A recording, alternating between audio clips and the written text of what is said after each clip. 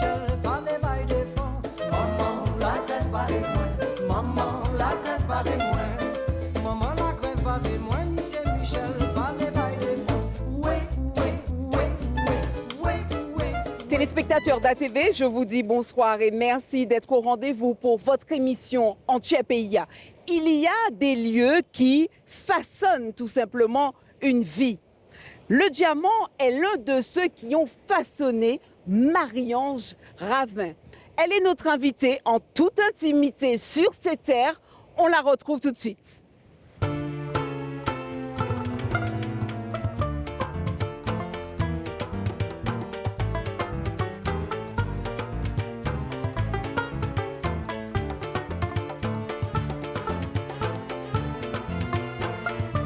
Marie-Ange Ravin, bonjour. Bonjour Régine. Quel accueil, tout Merci. en musique et en tradition. Ah, forcément, c'est Elle ne peut pas faire ça. Hein. Non, mais c'est en moi. C'est inné, Ah c'est oui, dans ton absolument. ADN. Absolument. Bonjour, Merci Régine. d'avoir accepté de faire partie de cette émission Antiepeia. Je suis ravie Oui. de te recevoir. S'il y a bien quelqu'un ancré en Antiepeia, c'est bien Marie-Ange Ravin. Merci Régine, je fais de mon mieux, je fais de mon mieux. De toutes les façons, tu sais que la tradition, c'est en moi, c'est ancré en moi. Donc, je fais de mon mieux pour essayer de sauvegarder, préserver, et surtout de transmettre pour ces petits moments inouïs demain matin. Dire, ah, il y avait, voilà. Merci beaucoup. Merci Marie-Ange Ravin. Vraiment, c'est très bien. D'ailleurs, avant tout, tu es une femme du diamant. Tu as choisi cette belle commune Ah. aujourd'hui, n'est-ce pas? Et c'est pas par hasard, n'est-ce pas? Tu es ancré, tu es dans le rocher là, juste près de nous, c'est ça? Tout à fait. Moi, je suis le diamant du diamant. Oh, c'est bien dit.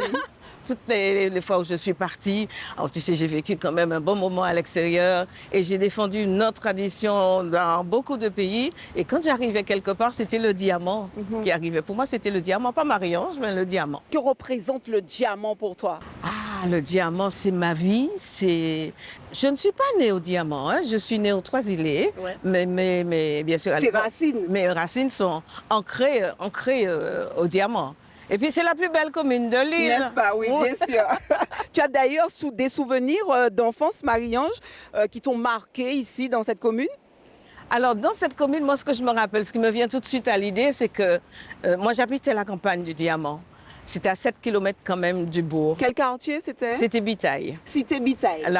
Le quartier Bitaille. Bitaille, Quartier d'accord. Bitaille. Quartier Bitaille. Et pour aller à l'école, on partait de Bitaille pour aller à l'école au Diamant et ce, à pied, 7 km, Oui, oui. aller-retour.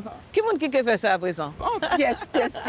De toute façon, on est ancré, si on ne se fait pas véhiculer, Voilà. on ne pas qu'à aller pièce côté. Tout à fait. Petite fille, est-ce que tu imaginais une vie comme ça, tournée vers la scène et la culture, Marie-Ange Ravin? Alors moi, j'ai toujours aimé danser. Et en face de maman, ma grand-mère y habitait et faisait ce qu'on appelait avant dans le temps le zouk. Et à 2 ans, il fallait que je traverse la rue pour aller chez mon popo, pour aller danser. Danser, c'était pas le zouk, hein, mais ces petites manifestations de campagne, avant, ça s'appelait « Ah, Oukaïon zouk, Makaïon zouk ». C'est l'expression que j'entendais. J'étais toute petite, j'allais danser, là, j'étais pas plus haute que 3 pommes. Ah, oui, que 3 pommes. Et j'étais en train de danser. J'ai toujours aimé danser, depuis toute petite. Quelles étaient les sonorités de cette époque? Ah ben c'était comment ça s'appelle? L'espèce de phono. Ah C'était oui. un phono qu'on tournait Ouais, à la manivelle et puis tu avais les vinyles, je ne sais pas si on appelle ça vinyle, hein, Ouais. enfin les disques de 33 tours à l'époque. Et on donnait la manivelle, on tournait la manivelle pour que la musique... Et puis après, bon, ça s'est un petit peu amélioré. On a eu l'accordéon, on a eu la batterie, qu'on appelait à l'époque jazz. C'était tout simplement la marque jazz. Et puis la guitare, et puis ça faisait le chacha, et ça faisait le petit bal de campagne. Alors, à quel moment est né cet artiste? Parce que tu es une artiste, Marie-Ange Ravin. Il y a eu un déclic artistique dans ta vie. À quel moment? Alors, à quel moment? J'étais... tu vas peut-être rigoler, mais la première chose que j'ai faite, j'avais 7-8 ans, c'est que j'ai joué dans une pièce de théâtre. Tu étais déjà actrice. Oui, j'étais déjà Tu es une actrice. Non, mais on ne prenait pas ça tellement au sérieux, hein. C'était à l'époque avec Vovonne Fondy, qui était du Diamant, et la grande sœur de Marilyn Ampini. Et toutes les deux, on a joué dans une pièce et c'était pour ainsi dire, ma première parution sur scène. J'avais 9 ans, 9 ans, oui. Et puis après, ça a été la danse. Tu as commencé à aimer ça, hein? Ah, la danse, j'ai toujours aimé la danse. J'avais une de mes grandes sœurs qui était avec Loulou Bois-la-Ville. Et quand je suis descendue à Fort-de-France, je lui ai dit, bon, écoute, va chez Loulou, va danser. Tout ça pour te faire chier. Mais moi, pour moi, c'est fini après. Voilà. Et puis après, bon, Loulou disait, j'allais avec elle et j'apprenais à danser derrière le batteur. Tout ce que faisaient les danseurs du ballet, moi, je faisais la même chose derrière la batterie en cachette. Ça t'inspirait. Voilà. Et il m'est arrivé même de remplacer un adulte qui n'était pas là. Ah, carrément. Oui. Et puis après, donc, Loulou, comme il y avait le groupe Les Balisiers de Madame Montredon, qui était un groupe artistique à l'époque, il n'était pas encore folklorique. Et Loulou a appelé Cécile Montredon pour lui dire, j'ai une petite là qui danse très bien. Oui, une petite déhanchée. Voilà, tu devrais la prendre avec toi. Et voilà que j'ai atterri donc au Balisier jusqu'à ce que je parte pour la métropole. Est-ce que tu as œuvré dans autre chose quand tu étais là-bas et puis tu t'es dit non, il faut que je revienne au pays, il faut que je travaille pour mon pays, il faut que je travaille pour ma culture et tout. Tu as eu des enfants, raconte-nous. Alors moi quand je suis partie en métropole, j'étais partie pour 1 an, 2 ans, parce que mon rêve, c'était de partir aux États-Unis, parce que je voulais être une interprète internationale. J'ai un amour des langues. Donc, je n'ai pas pu le faire, mais j'ai quand même travaillé les langues. Hein. I speak English, ich spreche Dutch. D'accord. Donc, il y a eu... Oui, une formation que j'ai faite à part, à côté. Parce que j'avais une formation de comptable avant de quitter la Martinique. Hein. Donc, j'ai travaillé dans une grande firme automobile. Et puis, le week-end, nous avons créé une association antillaise là où j'habitais, à Saint-Gratien dans le Val d'Oise. Et puis là, j'ai commencé comme j'avais déjà ma formation en Martinique. J'ai dû donc monter ce groupe, ce ballet, je vais dire un ballet, parce que dans ce ballet, nous avions, quand tu es en métropole, tu n'as pas que des Martiniquais. Ouais. Donc j'avais des Martiniquais, j'avais des Guadeloupéens, j'avais des Réunionnais, j'avais des Guyanais. Donc, on mettait tout ça dans un seul jackpot. On me dit, bon, écoutez, moi, je fais un ballet d'outre-mer. Tu ne pouvais pas faire autrement. Ouais. Parce que c'est tellement en toi que même si tu es loin, il te faut faire quelque chose lié à ta culture, à ta Martinique, tout simplement. On est d'accord? Tout à fait. Et qu'est-ce que ça apportait justement à toutes ces personnes qui sont loin en fait, de chez eux? C'était une vraie connexion racine. Et ça faisait du bien, je suppose. Oui, on était très, très contents Et puis on tournait beaucoup. Hein. Je dois ça. Il y avait une vraie demande. Ah oui, je dois ça à Gérard Lavigny qui nous a fait beaucoup tourner. Sillonner l'Hexagone et plus.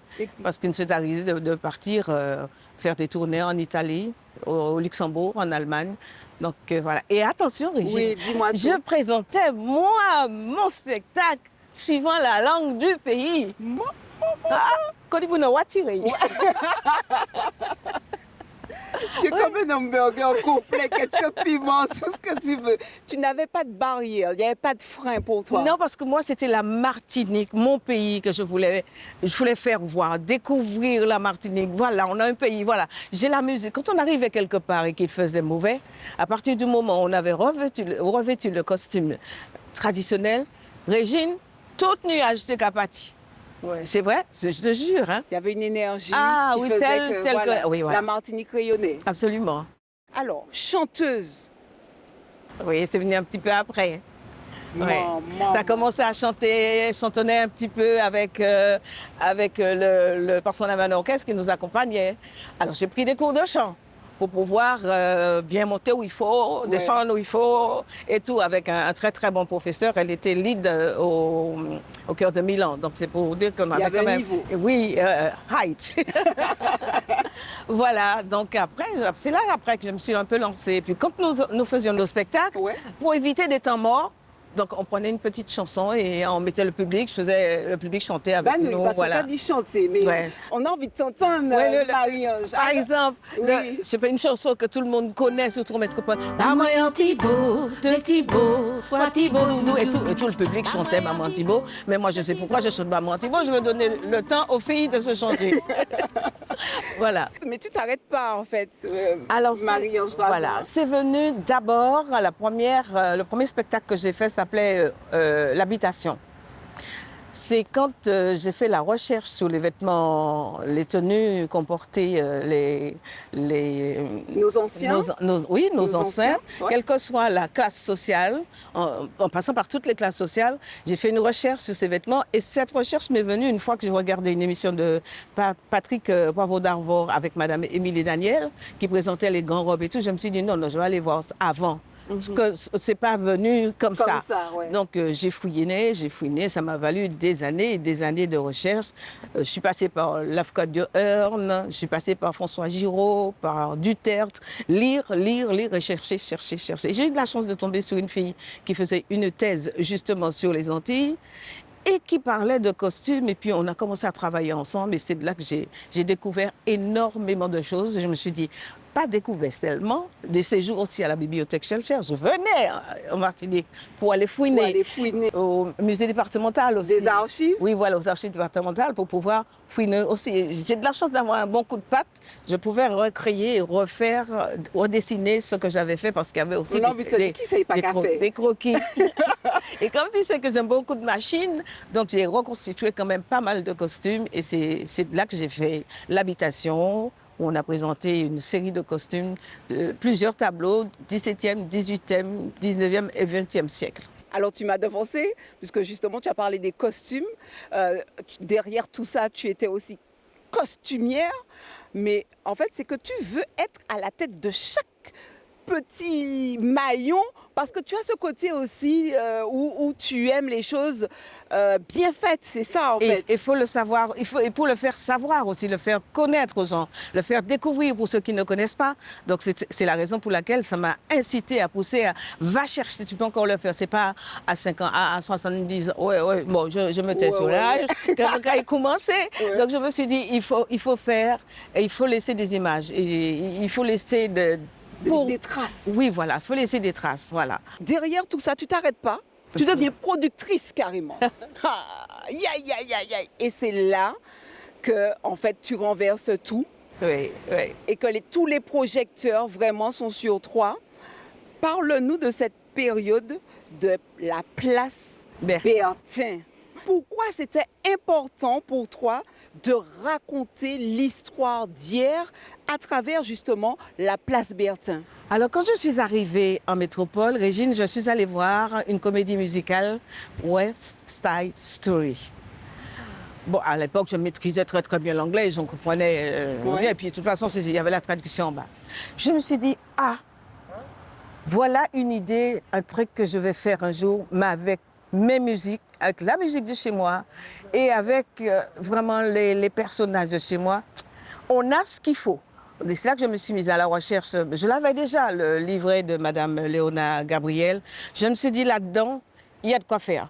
Et je me suis dit, là, j'ai mon bébé. J'ai commencé à chercher les couplets qui répondaient aux autres et tout. Après, j'ai cherché les personnages qui pourraient correspondre aux différents titres. Et voilà, la comédie musicale, après, on va dire 5-6 ans de travail quand même. Hein, parce qu'il y a des gens qui se disent, il fait ça. Non, ni longtemps, ni longtemps. Qu'à mijoter, et puis on le sort un beau jour. Voilà, c'est comme ça qu'est venue la comédie musicale à Place Bertin. Vraiment, on a démarré avec une équipe qui avait tout donné aussi. Qui a tout donné, qui avait foi. C'était une fierté aussi pour toi, mais aussi pour toutes ces personnes qui étaient autour de toi. Ouais. Qu'est-ce que ce spectacle a dit de toi au-delà de l'artiste? Qu'est-ce que ça a révélé? Écoute, moi je me suis dit, il faut pas avoir foi aux yeux. Quand on a une idée bien mûre là, quand on a quelque chose, il faut y aller. Pas attendre dans les Jacques Gauthier, fais ça, on peut faire, et puis moi on peut faire, et vas-y, défonce-toi à fond. Tu vas trouver les bonnes personnes pour t'accompagner, et vas-y à fond. Si tu y crois, il n'y a pas de raison qu'il n'y ait pas de réussite. Et voilà, nous allons faire la 26e édition. Alors à chaque fois, l'année dernière, j'avais dit que j'arrêtais. Mais il y a des gens qui m'ont déjà demandé, mais quand est-ce qu'elle revient, Mais la Régine, j'ai d'autres comédies sous l'oreiller. C'est un scoop que tu nous donnes? Que je voudrais faire, mais là pour la 26e. Nous, en 2026, ça va être, je crois, la dernière représentation de la place Bertin, produite produite par moi et l'association La Machucan qui m'accompagne dans ce projet. Comment justement ce public aussi a réagi face à cette mémoire mise en scène? Alors moi, je n'ai eu que des félicitations. Oui, voilà, tout à fait. Succès, même des jeunes. En toute humilité, je te l'accorde. Vas-y. Des jeunes qui sont venus avec mamie, qui ont accompagné mamie, qui sont passés me voir pour me dire, mais madame, mais qu'est-ce que c'était beau, les costumes, mon Dieu, mais qu'est-ce que c'était beau. Et puis toutes ces chansons, comment on fait pour les avoir? Alors moi, bien sûr, je guide un peu vers ce livre de Léona qui a déjà quand même pas mal. Mais il y a Joko qui a fait un travail exceptionnel avec la musique. Je crois aussi qu'on peut aussi se rapprocher de ça pour connaître, découvrir nos chansons. Est-ce que c'est important pour toi, justement, de marquer? Alors, c'est très large, hein, ce que je dis. Marquer les esprits, marquer les mémoires, transmettre. Mais aussi, tu es dans un engagement et tu ne veux pas laisser les choses sans trace, justement. Tu es en mission. On est d'accord? Je dis que c'est une mission, effectivement. Et une question aussi qui est essentielle, Marie-Ange, est-ce que pour toi, parce qu'on dit qu'on n'est jamais roi chez soi, et puis que c'est les gens mort que capoter en lait. Oui, voilà, pas assez. Est-ce que pour toi, Dieu, alors oui. tu vas me dire, mais non Régine, tu ne peux pas me poser cette question-là, mais est-ce que pour toi, jusqu'à maintenant de ton vivant, il y a eu une vraie reconnaissance de ton travail et de ton parcours, Marie-Ange Ravin? Alors, en métropole, beaucoup de reconnaissance. J'ai eu plusieurs médailles de plusieurs villes de métropole, y compris de la mairie de Paris par le maire de Paris à l'époque. De l'époque, ouais. C'était Jacques Chirac. Et puis, oui, à ma grande surprise, on m'appelle un jour... bonjour, madame la chevalière. Je dis, mais qu'est-ce qu'il raconte? Non, vous êtes trompée de nom, monsieur. Je suis madame Ravin. Elle me dit, non, Marie-Ange. Je parle bien Marie-Ange Ravin. Vous êtes effectivement nommée chevalier de l'Ordre national du mérite par le président de la République. Alors, je me suis dit, ah, ben c'est bien, c'est bien. Et chez toi, chez nous, ici, hein, qui ça y a fait bon? Bon, m'en faites à moi, en tout cas. Oui. Je dis à m'en faites à moi. Peut-être que ça se fera un jour, parce que je t'assure que dans la reconstitution des vêtements que j'ai fait, il y a quand même plus de 400 costumes qui devraient être... Bon, il y en avait quelques-uns qui étaient déjà exposés au petit balcon, je ne sais pas si tu en as entendu parler. Oui, complètement. Tout ça, c'est en valise et j'attends qu'on me dise, voilà le lieu où tu vas pouvoir installer le costume, le musée du costume. Pas fait qu'on s'y zote pas, hein? Le musée du costume créole. J'ai eu des propositions, hein, mais moi, allez pas là, c'est bocaille, moi, l'héritier. C'est ça, justement. Alors, quand même, tu as une casquette de représentante de la culture oui. À la CTM. Ce n'est pas rien quand même, parce qu'on te met quand même, on t'a missionné oui. tout simplement pour représenter, mais œuvrer aussi pour ta Martinique, la culture et tout le reste. Oui, absolument. Ça fait combien de temps que tu y es? Ça va faire 4 ans et demi depuis le début de la mandature de Serge Letchimy. Ok. Donc, il m'avait contacté, me dit, ben voilà, on a besoin de quelqu'un à la couture. Est-ce que tu veux faire de la politique? J'ai dit, moi? Non. Ma politique, c'est de défendre nos traditions. Il me dit, mais c'est vous savez qu'à crier. Alors, j'ai dit, bon, d'accord. Elle me dit, fais-moi un programme. Alors, je fais un programme qu'on a appelé C'est à nous-mêmes, qui était donc de mettre des spectacles en place avec la participation de la commune. C'est un programme qui s'appelait C'est à nous-mêmes, où on a fait travailler jusqu'à l'année dernière un peu plus de 300 artistes. Donc voilà, je suis contente. D'accord. On a pu honorer des artistes partis en mettant des plaques pour Barel Copette, pour Léona Gabriel, pour tous ceux qui sont partis, pour que les enfants se disent, mais c'était qui? Alors c'est marqué en dessous, voilà. Donc, Et qu'est-ce qui te donne encore envie justement de continuer? Alors ce qui me donne envie de continuer, c'est quand je verrai quelqu'un qui prendra vraiment le relais. Mais c'est pas quelqu'un comme ça. Hein? Ah oui. Comment on dit moi ça tout seul en mon hype? Ouais, voilà. Surtout qui pense d'abord à la sauvegarde et à la transmission. Quand tu es dans un domaine comme ça, tu aimes ton pays, tu as envie de promouvoir ces traditions, oublie l'argent. Et fonce, donne ton cœur, donne tout ce que tu as. Même, j'ai des critiques. Parce que quand on dit, ah, il a gagné en Lola, non, c'est pas vrai. Le plus souvent, j'y vais de ma poche, Régine. Mais c'est pour mon pays, pour l'amour de mon pays, pour l'amour des costumes, des chansons. Ça c'est non, non, non, non, même, et en tient pays. Hein. Voilà, c'est pour ça que je me bats et que je me battrai jusqu'à ce que je n'ai plus de force, on verra. Est-ce qu'il faut remettre les choses en place, oui. voilà, etc. Moi, j'ai entendu dire que quelquefois, c'est pas forcément une bonne chose quand on parle de tradition, quand on parle de costume, pas de costume, de tenue. Tenue traditionnelle. Parce qu'on nous a fait la remarque de tenue tout simplement traditionnelle de chez nous. Délai ces tenues, il ne faut pas y aller. Tout pas tout. Alors, nous avons nos tenues traditionnelles. Oui. Il y a tout. Il y a la gaule, il y a plein de choses. Nous avons des tenues traditionnelles. Mais nous avons deux costumes traditionnels, c'est-à-dire le costume jupe-chemise et la grande robe. La grande robe, elle peut être de tous les jours ou la grande robe d'apparat, qu'on dit la grande robe de cérémonie. Ça, c'est le first là. Après, à côté de ça, tu as toutes les tenues traditionnelles. On a les petites gaules, on a la gaule marchande, on a la gaule titane avec le col carré, on a le col en losange, on a plein de petites tenues dans notre tradition créole, de chez nous. Voilà. Alors, je suis allée à une manifestation la semaine dernière qui représentait les futures reines de carnaval.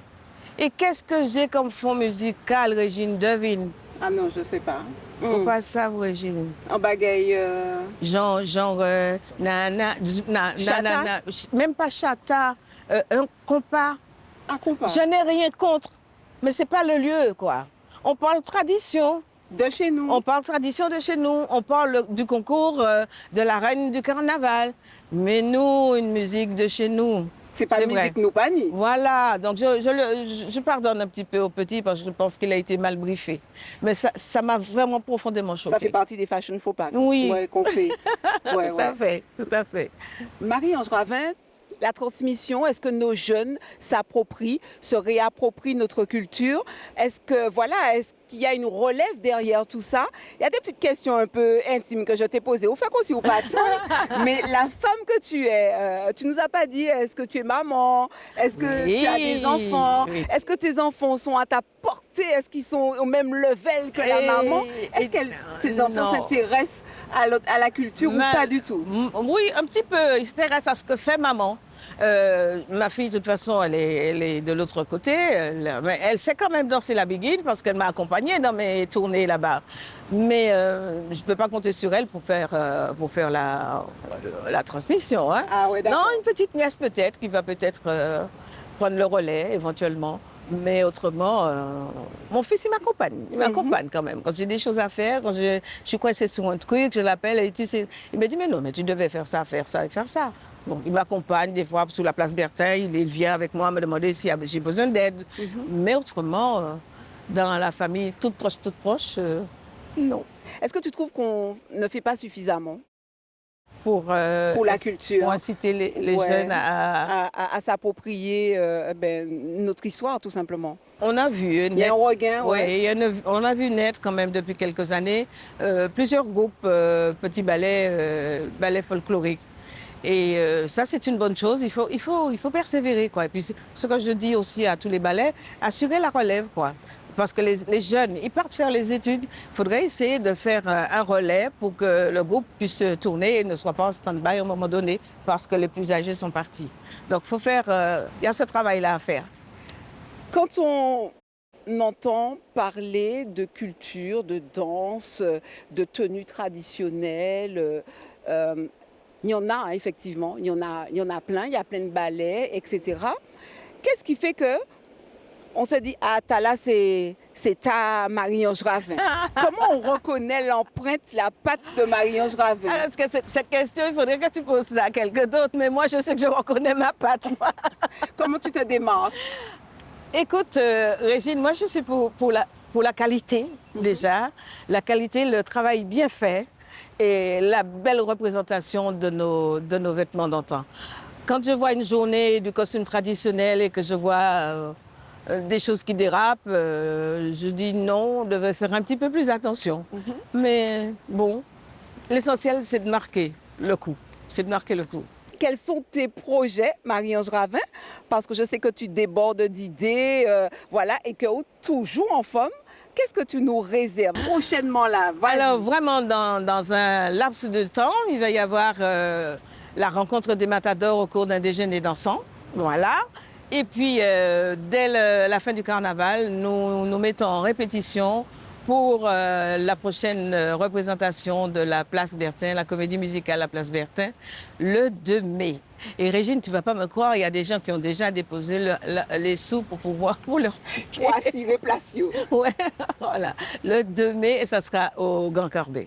26e édition. 26e édition. Ça rime avec cette année 2026. Oui, et je dirais c'est the last one. Arrêtez, pas du tout. C'est ça on dit, nous pas qu'à quitter au parti comme ça, Marie-Ange Ravin. Merci beaucoup Je t'en prie. de m'avoir donné cette chance Merci, de je t'en t'interviewer pour cette émission Entier PIA. Je suis Merci. très contente et honorée. Merci, J'espère que les téléspectateurs ont passé un excellent moment avec nous. En tout cas, on en a appris un peu plus sur toi C'est et vrai. que tu as plus d'une corde à ton arc, n'est-ce pas? Absolument.